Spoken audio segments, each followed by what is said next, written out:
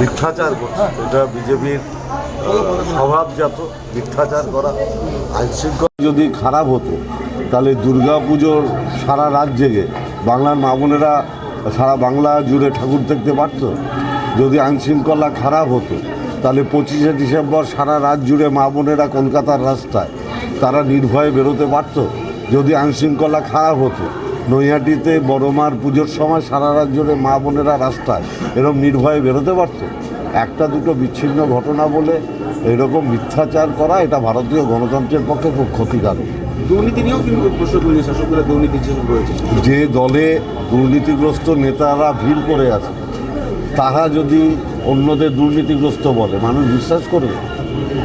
অজিত পাওয়ার শারদ পাওয়ারের ভাইপো বলল 70,000 কোটি টাকা দুর্নীতি আছে, পরের দিন বিজেপিতে ঢুকে উপমুখ্যমন্ত্রী হয়ে গেল। হেমন্ত বিশ্ব শর্মা রোজভ্যালিতে 1 নম্বর নাম, সে হয়ে গেল আসামের মুখ্যমন্ত্রী। আমাদের বিরোধী দলের নেতাকে লোকে টাকা নিতে দেখেছে টিভিতে, সে হয়ে গেছে বিরোধী দলের নেতা। যারা চোরেদের দলে নিয়ে নেতা বানায় তারা দুর্নীতিগ্রস্তদের বিরুদ্ধে কথা বলবে। ক্ষমতার অপব্যবহার করছে, ক্ষমতায় আছে তাই এই কথা বলছে। 2024 লোকসভার পরে যখন ক্ষমতায় থাকবে না তখন বুঝতে পারবে।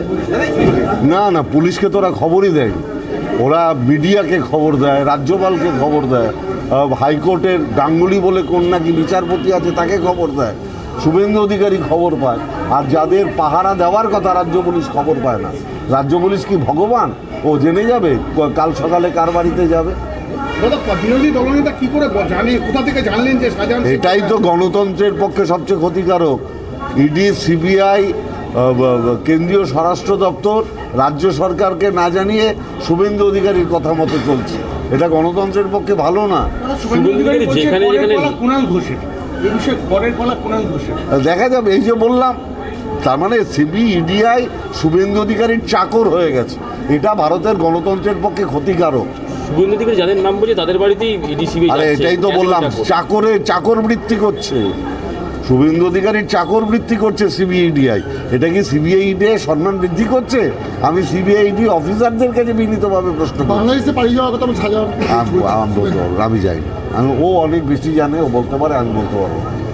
ডিজিটাল ক্লাসরুমে অডিও ভিজুয়াল পদ্ধতিতে খেলাধুলা, গল্প, কবিতা, নাচ, গানের মাধ্যমে আপনার শিশুর মনের সকল বিকাশ ঘটাতে Naihati mothers lab co education English medium school 7/B Bijoynagar, Naihati.